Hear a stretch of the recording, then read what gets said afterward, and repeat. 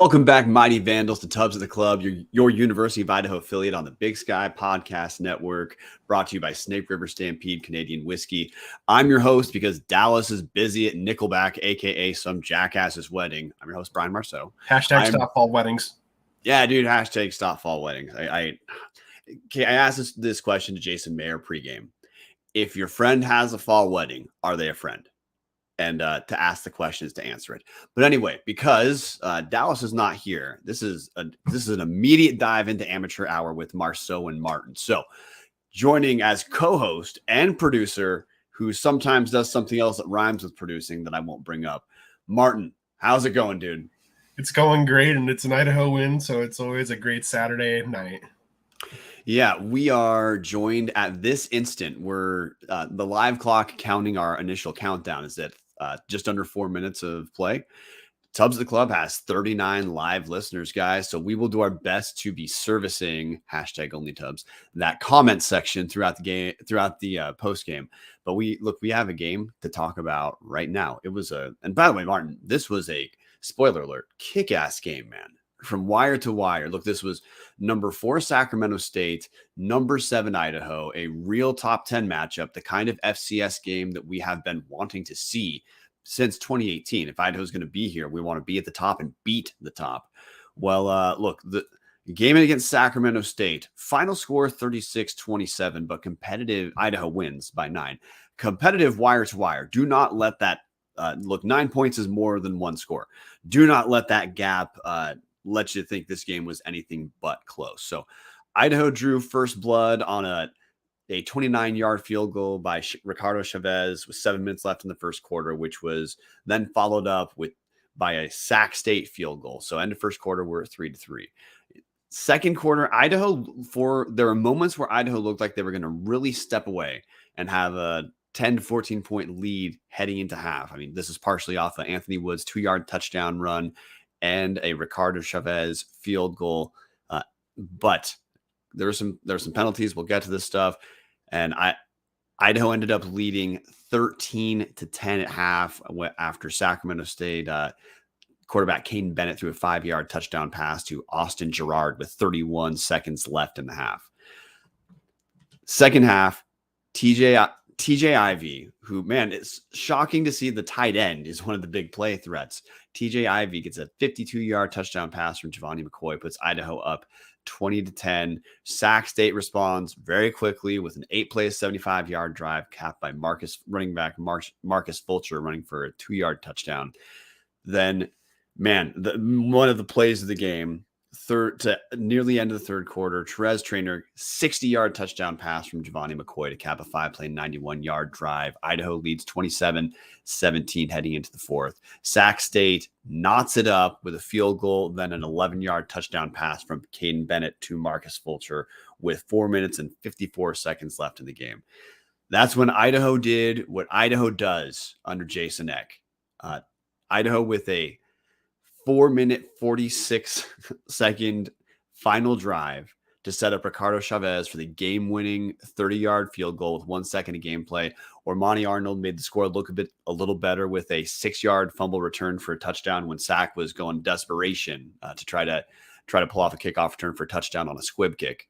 But that's your game, guys. So again, I know it's 9 points.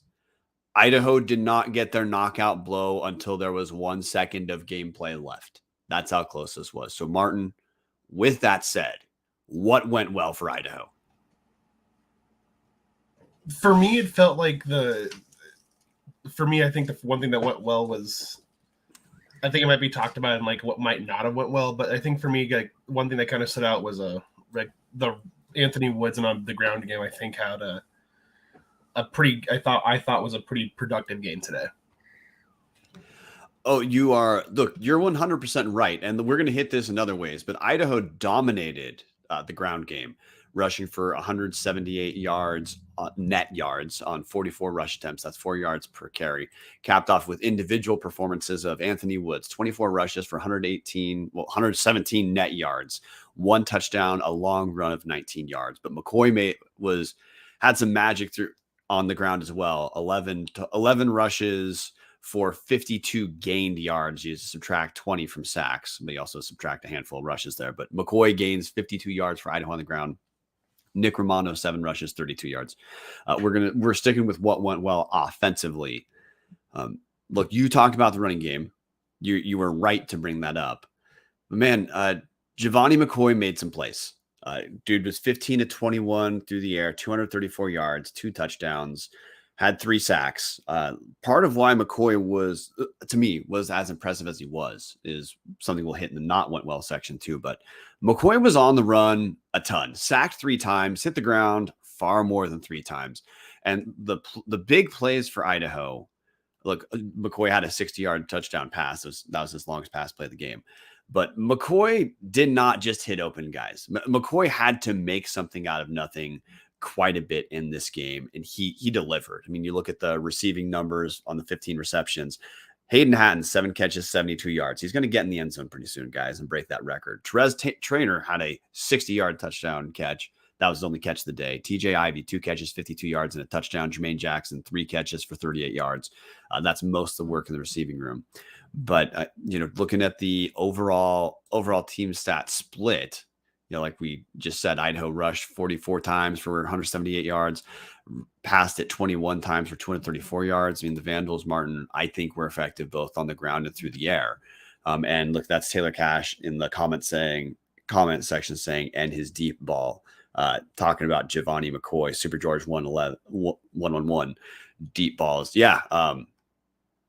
Giovanni was great. But honestly, the entire, you talk about the running backs, the receivers, Marten, quarterback, everyone offensively really, for the most part, came to play throughout this day.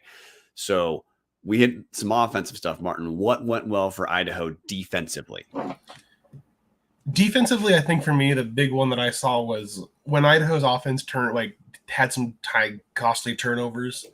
The defense was able to hold Sacramento State to a field goal, or even hold them to field goals, or keep them to having to punt themselves as well. I thought that was kind of the big thing, was not just to give up when the offense turned it over.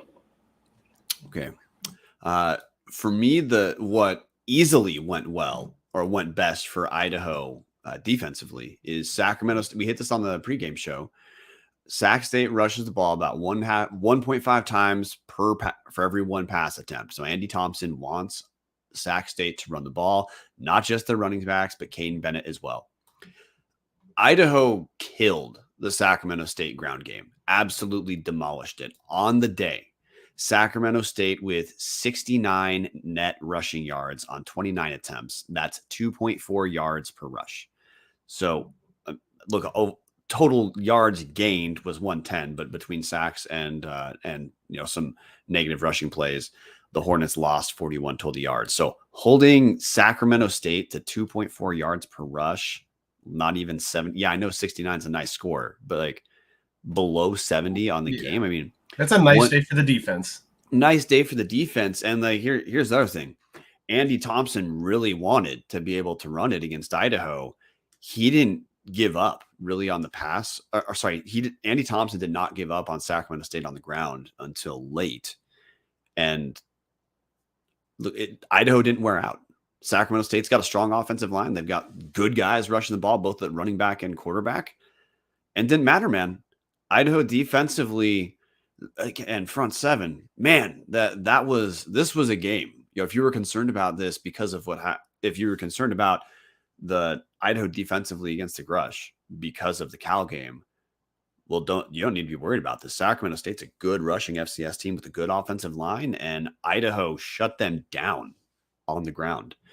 We're going to hit a couple other things, but before we get to what did not go well, Marten, we got to hear from our boys at Hughes River Expedition, which, thank you for getting that up, man. Hughes River Expedition. I did not get to run into Colin Hughes at this game, which I'm kind of pissed about. But sorry, Colin. I totally forgot to come say hi today as well. Well, look, Colin's a new dad, so he was most certainly busy.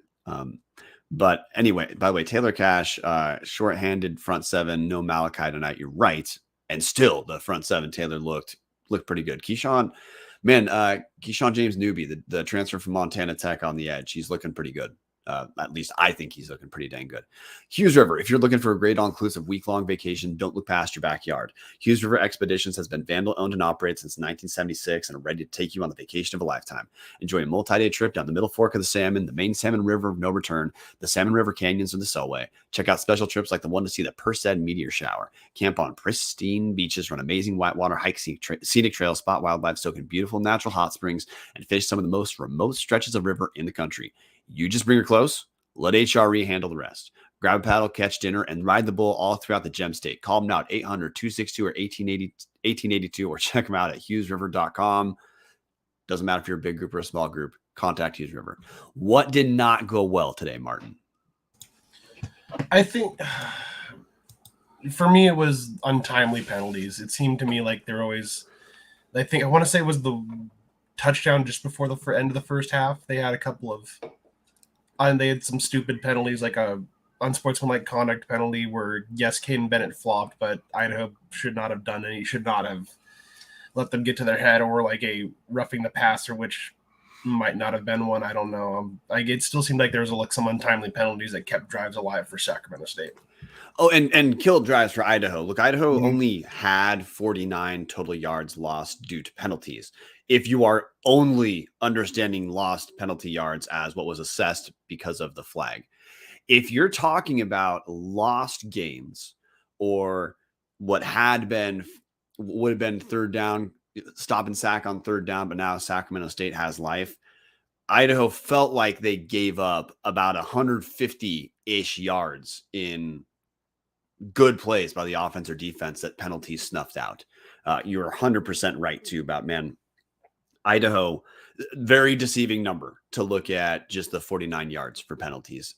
The timeliness, man, some of these, just the timeliness absolutely could not have been worse in setting Sacramento State up or stopping Idaho from really putting some space between them and the Hornets in this game, which, but you cannot have left the Kibbie Dome and think Sacramento State is not a strong team.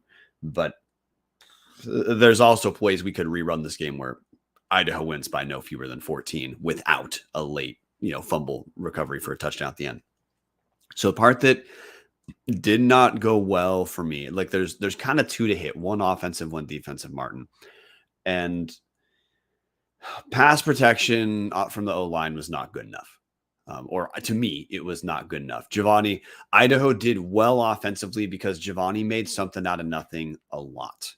But Sacramento State had 10 sacks heading into this game on the 3-game season. They sit at 13 sacks now. So obviously they got to Giovanni a bit.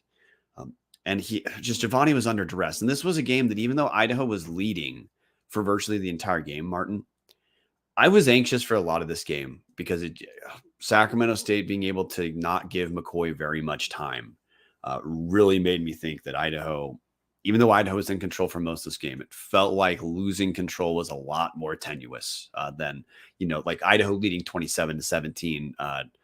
Sac State coming back from that was not shocking whatsoever. Part of that was offensive line. But the other thing that did not go well, which was truly a surprise to me, because we have been rightfully raving about the secondary. Idaho's secondary was the part of the defense that was exploited. We know this will probably get better because Sacramento State's a good team. But, surprisingly, Marcus Harris got beat on a couple long plays, which obviously those hurt. On the game, if you want to look at stats for Sacramento State, Caden Bennett for the Hornets goes 15-29 for 236 yards and throws 2 touchdowns as well. But if we look at in the breakdown of like yards per play, this is not hard to understand at all. If Sacramento State were to replay this game, they'd throw the ball a lot more. Averaged 8.1 yards per attempt, 15.7 yards per completion. The 15.7 yards per completion right in line with what Idaho averaged on the game, and Idaho was effective throwing the ball. So what the Idaho secondary allowed was, to me, a bit surprising. One final thing to hit of what did not go well, because when we talk about overall takeaways, guys, look, Idaho won, so the day was good. There's other things we're going to hit.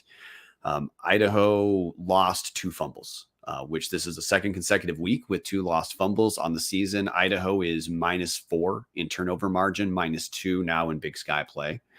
And look, part of Idaho's success last season was having the best turnover margin in the Big Sky. You got to think this is going to get better at some point, because wide receiver fumbles were just not an issue for Idaho last year. And in 2 weeks, the Vandals have lost 3 wide receiver fumbles. Giovanni McCoy lost a fumble, but you know what? That's going to happen. If a guy is under duress, Marten, like Giovanni was today, guys are going to take sacks and guys are going to turn the ball over. It's honestly, with how much Giovanni had to make something out of nothing, it's astounding that he threw no picks. Not because he looked inaccurate. He was accurate all day. It's just Sacramento State put a lot of pressure on Giovanni McCoy Marten. But that's what did not go well for me. Before we get to offensive, defensive MVP, then overall takeaways, we got to hear from Snake River Stampede Canadian Whiskey, another their presenting sponsor. Snake River Stampede, one of the best to buys in Idaho liquor stores. The whiskey is a 3-grain blend, 80% corn, 10% rye, 10% malted barley. Doesn't matter which version you get, whether it's Snake River Stampede or Snake River 1915 small batch. Both are double barrel finished. The Stampede in first fill bourbon, the Oloroso sherry casks. The 1915 in first fill bourbon, and then in ex-Canadian whiskey casks. But the 1915 small batch is aged for an additional 2 years compared to the Stampede. Both are great buys. The Snake River Stampede in particular, $25.95, one of the best buys you're going to find in Idaho liquor stores. If you haven't given them a shot, do it next week. If you have given them a shot, you already know it was worth your time. Snake River Stampede. So Marten, offensive MVP. Oh boy, looking at stuff. I think I'm gonna go with the obvious and just go with Giovanni McCoy for just like some of the passes he was able to get completed, having a 70%. Yes, I'm reading the stat box right now, but just having another great 70% completion percentage. He was the best player on the field today. Yeah, you're 100% right talking about Giovanni. We already hit Anthony Woods. Anthony Woods was very good. Made a lot of guys miss. He's another potential brain dead pick for offensive MVP. But I'm gonna steer this towards special teams. Ricardo Chavez, 3 for 3 kicking field goals, hit a 29-yarder in the first quarter, a 50-yarder, 50-yarder in the second quarter, and then hit the go-ahead kick from 30 yards out with 1 second left. Chavez is in the form that we saw from him at the start of last season, making everything. Looks like the best kicker in the Big Sky. So, want to go to the comment section for a moment to get a little bit more here. We have, starting with Pat, I got to scroll back up. Forgive us, dudes. Marten, I don't know if you listened to the last episode where I dug us a real comment thread hole, and I'm about to dig another one right now. So, MVPs from the comment section. Super George 111 says Woods, Jason Mayer, Woods, Idaho Real Estate, Woods, Patty Firks, Woods or Vonnie, Crewhead 76, Woods, Patrick Firks, Vonnie had to make a lot happen today. Taylor Cash, McCoy, it wasn't close. Jason Mayer, Woods wasn't even going to play as of Wednesday. VP 97, McCoy, Turner Webb, Woods had some great cutbacks. Nate Mink, Chavez, asking about me. Taylor Cash, Chavez with the dagger. Steve Kurtz agreed. Chavez, Woods moving the sticks at the end of the game. Look, Woods had a great game. Vonnie had a great game. But hey, Chavez shined as much as he possibly could this game. So look, we have a lot of options that we can go with. All of them are great. Defensive MVP, Marten. I'm going to go with Keyshawn James Newby. It was the first time I was I wouldn't say I was not comfortable or I wasn't not confident with him before, but because jumping up from the NAIA, you think how much are they going to actually be able to make an impact right away?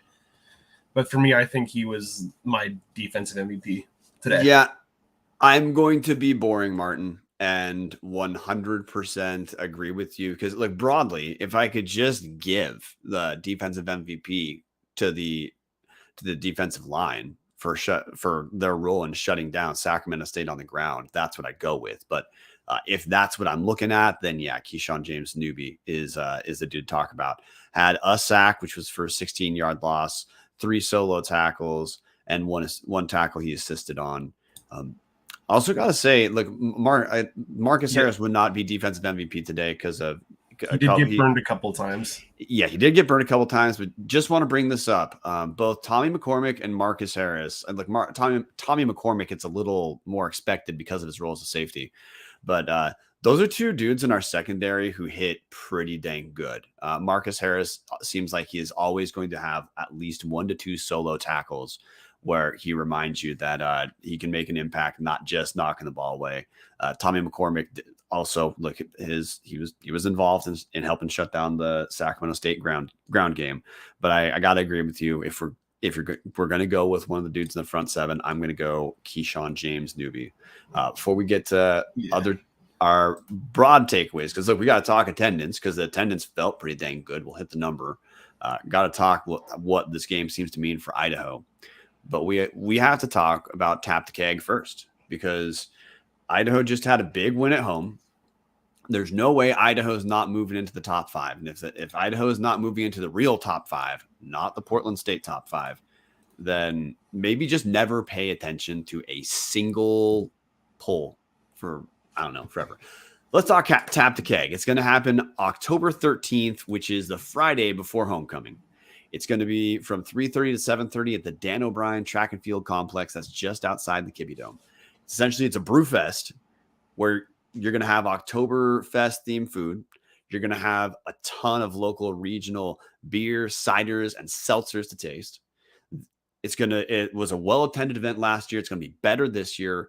Early bird pricing, which is $25 a head right now, although you can also buy up and get your own Stein, which I'm not saying it's a little brown Stein, but I'm saying in the description of the event, it references Stein, Brown, and Little as part of the inspiration.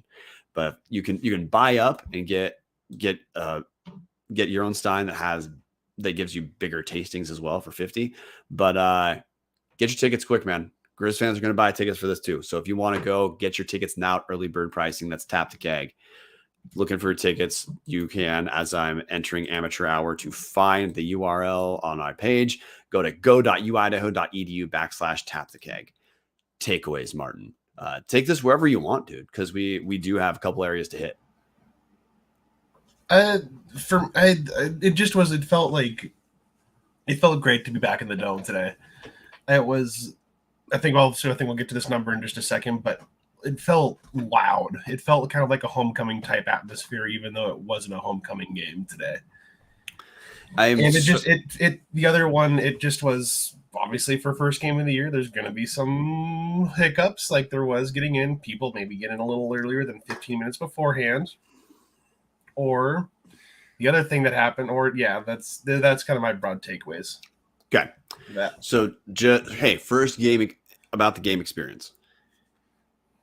You, as a fan, you can't get in line to get in 15 minutes before the game and get in on time. You have to do that at least 30 minutes now. The lines, and facilities, you got to get better at this. The lines were way too fucking slow to get in the game.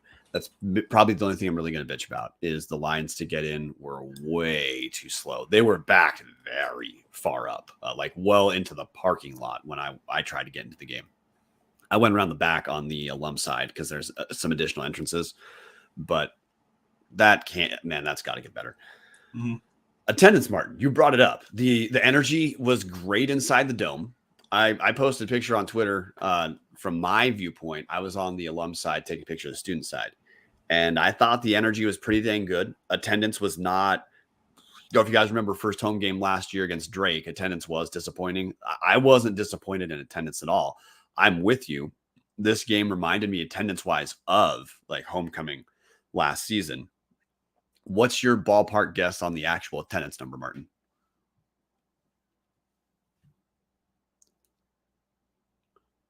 Fuck. Martin 10.5K. 10.5K. I have some surprising news, dude. You are barely 1,000 off. Announced attendance was 9,433, but that was a 9,433 that punched like an 11,000. Like everyone was into it. To me, that didn't feel like a 60-ish% capacity. I thought we're at like 75%, which is to say the energy for the program, the people who are showing up, it's getting better. And with Idaho picking up this big win, I expect this is our worst attended game, Idaho's worst attended game of the season, and it was good. Like if this was the baseline of attendance that we've had for the last handful of years, like last half decade, we'd be pretty damn happy as Vandals. So obviously we want it to get better, but I thought the crowd was great. I thought the crowd was great. Was the students showed up, the band kicks ass because they always kick ass. But Marten, did you sit on the student side or the alum side? Student side. How did it look? How did the alum side look from the student side section? Because the student side section from the alum side looked like 80% full. Yeah, it felt like it looked good. I mean, like obviously like the 10 and to the walls was going to be thin, like in most games it seems to be. Yeah. But other than that, it felt like I would say probably 75% full. Okay. It felt like. So, all right. Okay. So you're kind of similar to where I was. So I want to ask you a couple more game questions before we talk like broader takeaway, like experience questions. So look, Idaho beat. Look, Sacramento State was favored to win this game as the visiting team in Moscow. Idaho beats them. There's certainly a world where Idaho could have won this game by multiple scores. One of the things that we talked about on the pregame was that Caden Bennett is going to throw 4 to 5 pickable passes every game. That's who he is right now. He threw those 4 to 5, and Idaho did not capitalize on any of those. They certainly should, in my mind, should have picked off at least 2, and Idaho still won the game. They pick off a couple of those passes. Suddenly, that's a 2-score game. Idaho doesn't have penalties at the time they did and erase what they did. Idaho probably picks up at least another score or doesn't give up an extra score heading into halftime. And it's a 10-point game, not a 3-point game. But your big picture takeaway from, or what were your big picture takeaways from Idaho winning this game against, this was not a bad Sacramento State team. Like to me, the Hornets did not underperform. Idaho was just good. For me, like the big takeaway is just Idaho is actually good, and it's not just a flash in the pan. Like they beat like a top 5 team, not just top 5 joke Portland State type team, but they beat a top 5 ranked team, ended a 19 game winning streak. Is it 21 or is it 19 or 21? Whatever you're talking about. You are talking about Sacramento State's Big Sky Conference winning streak. Yeah, no, that's what you're talking about, right? Yeah. I don't know if it was 19 or not, but it was 2 complete seasons. It extended back into 2019. Was how far back. That's it just to me like this game just showed that Idaho's good, and outside of maybe the Montana State game, Idaho should be favored in pretty much every game from here on out. Yeah, the only question that remains a limiting factor to me is pass protection, is how long the team can buy McCoy. Because now Sacramento State's good. What Sacramento State does is get to the quarterback, and they got to McCoy. There was a lot of that game where McCoy had not very much time to make something happen. And look, of McCoy's 6 incomplete passes, Marten, he threw at least 2 of them away, which is to say the incomplete pass was the right thing. It was him reacting to the defense and doing what he needed to. But that's the offensive line play seems like the only real limiting factor. Because we talked about the secondary as being what did not go quite as well this game. No, to me, this is brain dead. This was the worst secondary showing by Idaho. But some of that was also it was truly like just something was like 2 or 3 plays. Marcus Harris went for a pick he tried to bait Caden Bennett into a pick, and it kind of just overreached him, and then I forget number 5 just took it for like 50 yards. Yeah.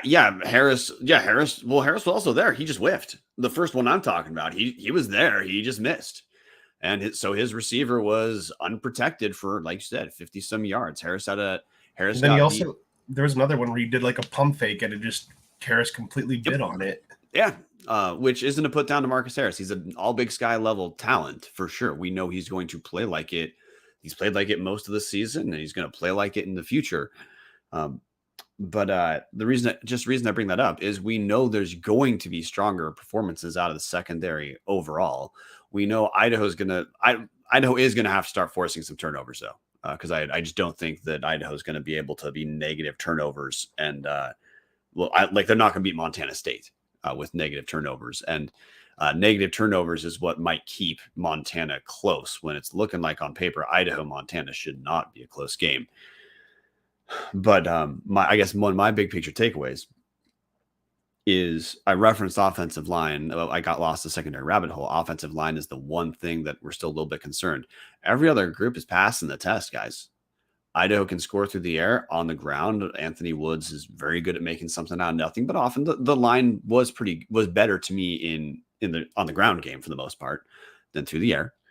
The front seven is looking tough, a little bit tougher to me each week. And man, there's a lot of boxes checked, man. Idaho continues to be inventive offensively. They continue defensively to somehow, again, they just look like a better, more cohesive defensive unit this year than last year. Hey, talk about the turnovers for a second. Idaho's not yet forcing the turnovers, and they look like a better defensive team than last year. When they start to have some of those plays like those Bennett passes that could have been picks, when those materialize into turnovers, and if Idaho can figure out how to have receivers not fumble the ball, which was not an issue last season, this team is starting to look bulletproof against all but 5 FCS teams, Marten. The winner of this game, I think, can rightfully say at this stage of the season, you might not pick them to win the title, but it's fair to say hey, both Sac State and Idaho look like teams that could be in the Final Four. And once you make the Final Four, hey, whatever happens. Your matchup is your matchup. And Idaho in year 2 of Eck is looking nationally elite. And Eck didn't even buttress this team with a bunch of transfers. This was a lot of the guys who are already here, plus young guys who are developing. That's incredible to me, Marten, as a development for Idaho. So we just hit that at the national level. I want to ask you at the personal level of this game. How did this feel? Idaho hosts the top 10 team. The game is fun as hell. Both teams play well. Idaho comes out on top. How long has it been as a Vandal to have something like that be the backdrop of your game, dude? How is it for you watching this game? It feels good because even the 2016 season, it's I have not experienced anything like this in my time as being a Vandal, and that goes back to the dark days of the 2012 football season. It feels good. Yeah, absolutely. Before I say anything else, I have to dig another hole in the comment section. So Marten, I'm just scrolling up until, hey, I missed a couple. Shout out Ormani Arnold for the backdoor cover. That's from JD2273. Yeah, or Ormani Arnold. That was okay. That was a beautiful cap on this game for Ormani Arnold to take that last play, that last fumble in for a touchdown. The game was decided once the fumble was recovered, but hell yeah, man, the dome exploded. I stayed in afterward to scream the fight song. You guys can hear my voice sounds a little bit used because it was a little bit used today. So comment section, Nate Mink, Hornets were extremely good. Patty Ferks, Idaho is good. Crew had 76. That ending was badass. Nate Mink, 19. Nate, I have no idea what that means. Andrew Whipple, with crazy hotel costs these days, plus fuel costs, not sure we'll get the caravans of fans down from down south. Andrew, that's a huge issue for that Idaho can't fix. And hey, maybe this will now be resolved that a Pac-12 to have shitty scheduling for WSU and Idaho does not exist because the Big Sky has been ahead of the Pac-12 in releasing schedules. So maybe Moscow wins with the death of the Pac-12, and that will finally have WSU not be scheduling games or not have their games scheduled for them every time Idaho has a game. Turner Webb, fraud alert for UM. We're going to talk about that on the power rankings tomorrow, Marten, or I would imagine we will. Taylor Cash, as Craig Haley said, this is a show me game. Yeah, and Idaho, both teams, Marten, if this was a show me game, if you're a Sac State fan for a second, dude, are you upset with the performance of Sacramento State at number 7 Idaho today? No, it did not really. No, both teams played well. Both teams, there were objective strengths. If you're a Sac State fan, you probably say, hey, Andy Thompson, I wish you would have gone to the air a little bit more. But if you're an Idaho fan, what you'd say is, well, look, Caden Bennett threw those pickable passes, and today Idaho didn't pick them off. If we play this game 10 times, that's not going to happen every single time. And if Idaho picks some of those passes off, the flow of this game changes radically. Patty Firks, the O-line scares me a bit. I'm with you, Patty. That's why we brought that up earlier. Super George, 111. We beat a good team, and we didn't even have a great game. Can get much better. Captain 58, I think Sac and us are very similar. Montana State made a statement on the road today at Weber, which we'll talk about tomorrow. We better pack up a lunch for that game. Crewhead 76, amen, Super George. Chuck Caswell, 22. All right, guys, I love you. I have no idea. When we just post numbers with nothing else attached to it, I have no idea what we're talking about. Patty Firks, Idaho gifted Sac State at least 10 points via penalties. Yes. Jack Schneider, 22. Okay. Again, I know nothing about these numbers. Montana State is on another level. Turner Webb, also some iffy officiating calls. But, hey, Turner, both teams had some shitty calls. Both teams were the beneficiaries of shitty calls. Both teams got screwed by some shitty calls. I didn't think this was one side being annihilated by the refs and the other not. Cole Barriochoa, forgive me for that butchering, dude. 22 regular season games, 19 road games, 12 Big Sky wins. Thank you, Cole, for clarifying what the heck that means. 22, we're talking about the Sacramento State winning streak. 22 regular season games, 19 road games, 12 Big Sky games. Thank you to Cole, the new member of our crack research team. Harris is just aggressive. Taylor Cash. Guys, I'm going to have to stop talking about the comment section in a minute. Crazy that what Eck has accomplished in 2 years, says Jack Hamilton. Idaho played arguably their ugliest game of the year and beats a top 5 team. Never would have thought this possible 2 years ago. In the Dome, I didn't think it was ugly. I thought Idaho made mistakes, but also Sacramento State's good. They make teams make mistakes, just like Idaho makes teams make mistakes. Nate Mink, people love to hate on our former coaches, but they recruited well. For the most part, yeah. I mean, that's part of why people hate on the coaches, was not turning strong recruits into something. Andrew Whipple, Bennett, one of the better QBs we'll see in conference this season, had some good offers out of high school, transferred out of BSU. Thank you, Andrew. Angie Madsen, I think that's it. I think that the O-line needs some work. All right, I'm done.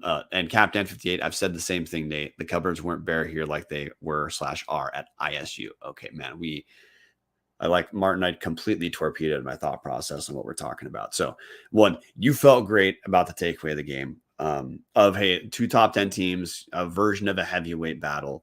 The fans showed up, and we're going to get better attendance heading into the future. Entertaining wire to wire. So, in what way does this game, Marten, change your outlook on Idaho, or what way does it reinforce your outlook on Idaho for the rest of the season, which we're a third through? We're 4 weeks into a 11 game season, 12 weeks counting the bye. 33% of the season is done, guys. Marten, what does this do for your Idaho outlook? To me, it just shows that they're like on track to say they're still in the running to win the conference. I think probably the October 28th game probably might be a conference championship game like atmosphere, and could potentially be like what decides that game. And they are, as a former co-host said, on the right track to win the conference, it seems like now. Thank you, Super George. Nick Weber, the comment section has the same impact on Brian's train of thought as a handle of Snake River Stampede. Damn right, Nick.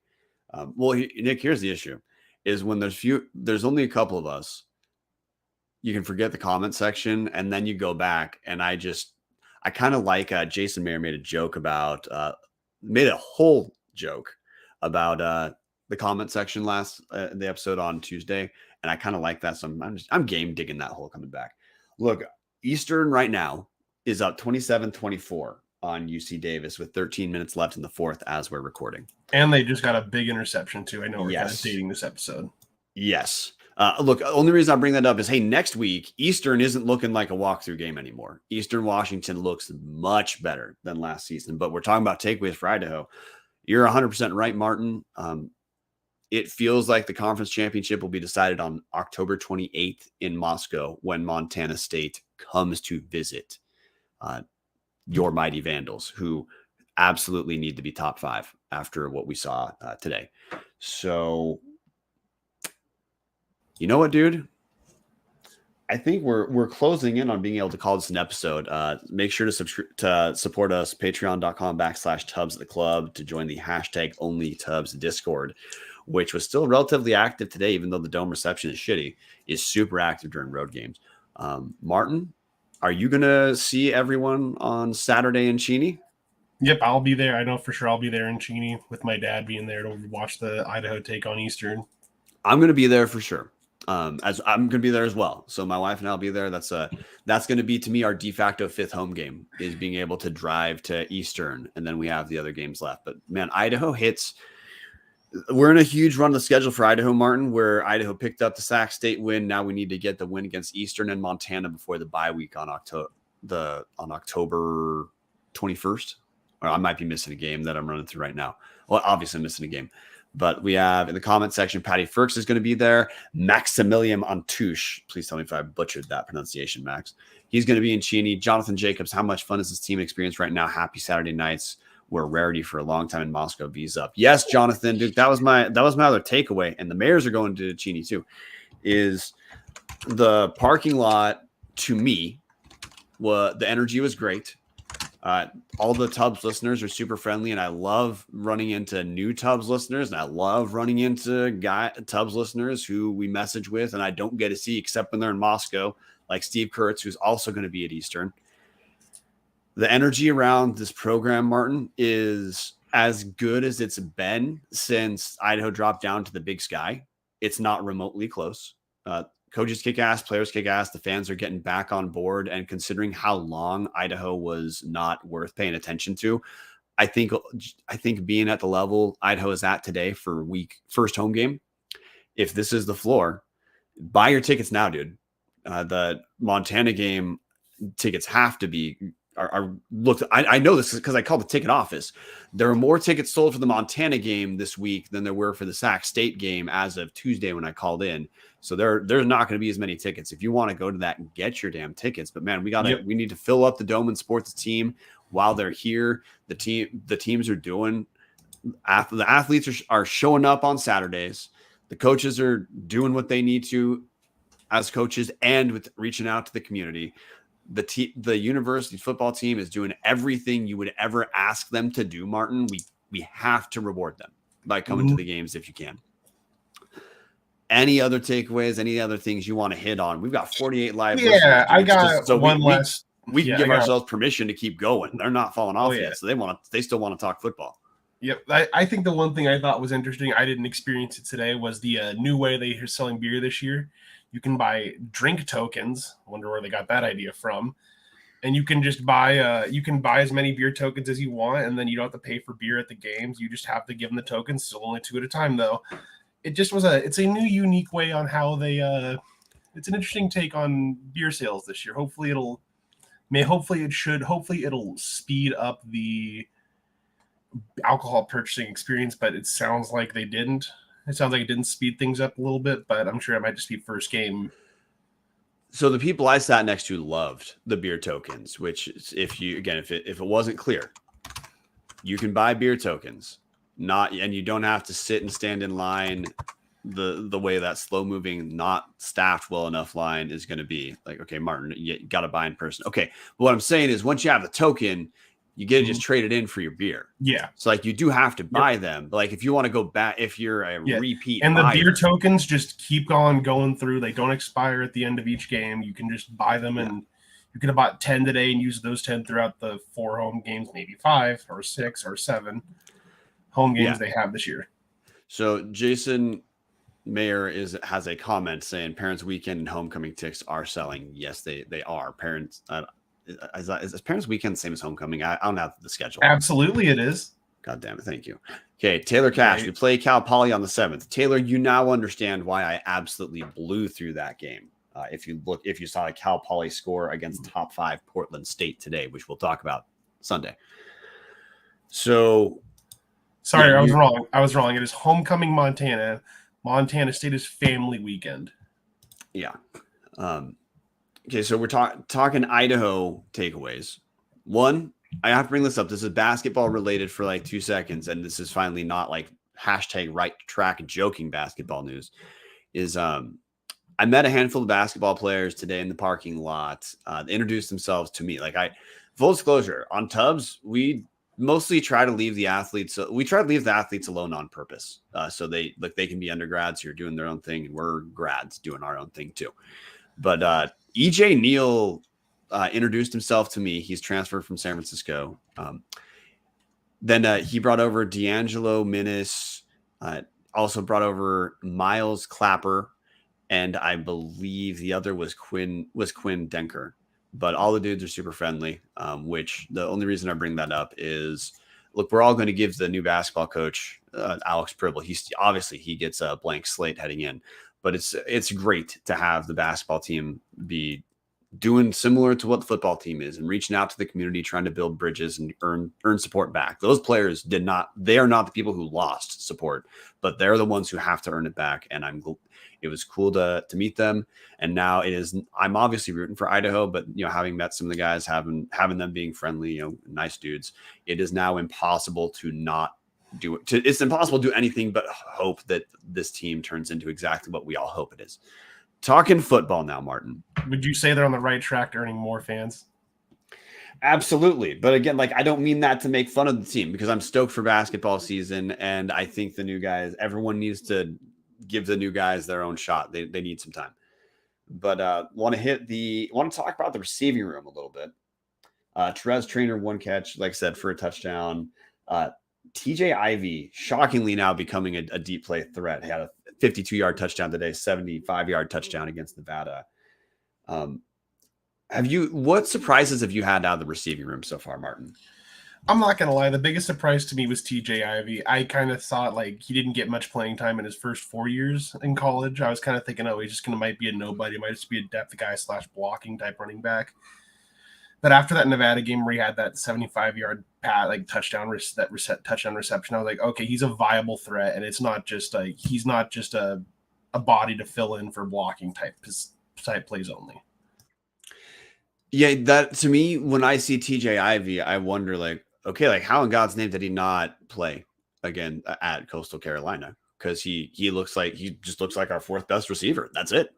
And there's some talented dudes who are not getting the same attention they got last year. Hey, Jordan Dwyer, 1 catch for 9 yards. We know Jordan Dwyer is a good receiver. There's just a lot of talent in the receiving room. And last season, once we got through week 4, Martin, the receiving room was largely Hayden Hatton and Jermaine Jackson. And there wasn't a lot else spread elsewhere because Jordan Dwyer got hurt. So he wasn't getting his catches. We had Michael Graves was getting some. He was an impact player for a bit last year as number 3 receiver. But man, the talent in the wide receiver room is probably preventing Hayden Hatton from putting up Walter Payton type of numbers. But Hayden Hatton still has those moments in the game where you just know. Look, I know he had a fumble, but whatever. Hayden Hatton has been a kick-ass player for a long time. He gets to have a fumble once in a while, and we know it's not a big deal. We've seen him not fumble a ton. That's not going to be an issue going forward. Hayden Hatton still, with 7 catches, 72 yards, had virtually every catch to me was always a reminder that if Idaho felt they needed to, they could just do the old school Vernon Adams to Cooper Kupp version at Moscow of Giovanni McCoy to Hayden Hatton, because all of his catches seemed huge. And all of his catches came at times where Idaho really needed a break, or they really needed a 3rd down conversion. I really can't wait for him to get his next touchdown catch to break the Idaho all-time touchdown record. Nick Romano also, the Romano Renaissance on the ground continues. 7 rushes for 31 yards. Looked pretty solid, but it's pretty clear that the running room is Anthony Woods, Nick Romano, and the other guys are 3rd stringers if the game's out of reach. Martin, we probably got to close this down. I really don't want to because we're sitting at 45 listeners. So, hey, patreon.com/Tubbs the Club. Help us out. Help fill up my whiskey cabinet. Last things you want to hit on before we'll do a final comment read through, then call it a night? I got nothing else to say. It felt good to just be at another home game. Shout out Jason Mayer and his awesome. I forget whatever he cooked today at the tailgate, but those things were sausage, biscuit, cheese, ball things were amazing. It was good. The band was amazing as always. I might be a little biased in that, but their new home uniform, new helm, new Shakos, and new uniforms, it looked amazing. It just felt fresh and new. Yeah. Still a little anxious about the O-line. And I know that, man, defensively, there's just a couple things to get cleaned up. And this looks like a nationally elite defensive unit, man. I am terrified Montana's going to be smart and decide to make Rob Borisch a head coach next year. I'm absolutely terrified that's going to be on the table. But in the comment section, Super George 111 still on double secret probation. Yeah, we got to ask about getting Alex Pribble on. I asked about getting the football coaches on earlier and got the response of like, hey, we'll get back to you guys, then not getting back to us. So whatever. Max Antouche, basketball guys are really cool dudes. Yes, they are. Nate Meek, 0 meaning trust trainer, was amazing. Weird that trainer only had 1 catch, but I was really stoked with how he was on the game. 58, Captain 58, we spread around so much. Listed wide receiver. That guy was targeted today. Love that Therese got the pay dirt. Eric Stang. Hey, Stang, made it to the live show. Glad to have you here, man. FCS is better when Idaho is good. Goddamn right. The FCS is better when Idaho is good. And, oh, man.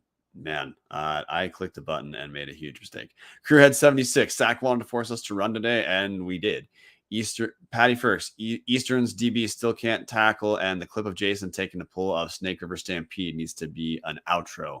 I got a picture of it. I don't have a clip, but Jason was the parking lot MVP in my mind. Captain 58. Woods was so good today. Look for him to have a big day in Cheney. Kristy Mayer, how did I miss that? I showed you the picture, Kristy.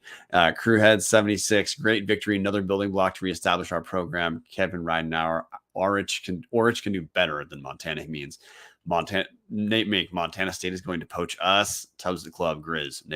Nate Mink, that would be heresy. And Patty first, Jason is always the parking lot MVP. All right, dudes, thanks for coming tonight. We did it a little bit extended, but hey, this is not a secret, guys. If we're going to have 43 live listeners, we will extend the show as long as we feasibly can. I really wish Dallas was on to talk a little bit more too, because Dallas would have some takes. I'm curious. Yes. Yes. Yeah. I'm curious because I watched the game live. Obviously, being live changes what how you experience what happens. I did not experience this. I experienced this both as being anxious about Idaho winning, but feeling pretty good about Idaho's performance. I truly think that if Idaho played Sacramento State 10 times, Idaho would not win 10 times. I think they could win 8 or 7. And I think there would be a couple of those games that were 2 or 3 score wins, because it truly, Caden Bennett gave the Idaho secondary a chance to make him pay. And this was just an off day for the secondary in my mind, guys. I don't view it as generalizable. I feel very good about the Idaho secondary. Love the safeties we have. Ormani Arnold on the other side as the other corner he feels pretty dang good. Tommy McCormick is one of the best. If he's not the best safety in the league, he's one of the best safeties. Marten, you look like you're wanting to tell me something. Nope, I was just watching the Eastern game. Okay. Eastern UC Davis game. I have a chance to be the finally win pick'em, and I want to watch it happen. Okay, so you're telling me we need to get off. All right, guys, thanks for joining. Thanks for coming in. Thanks for supporting the show. Also, another way to support the show that doesn't cost you a damn penny. Hit subscribe on YouTube. Once we get to 1,000 viewers, YouTube has to pay us some number of pennies. With that said, Martin's going to play some compilations of videos that I do not know what they are. Thanks for hanging out with us tonight, guys. And hell yeah, dude, V's ups. And for those who are able to, we got the power rankings tomorrow. See you later, guys. Go Vandals. Go Vandals.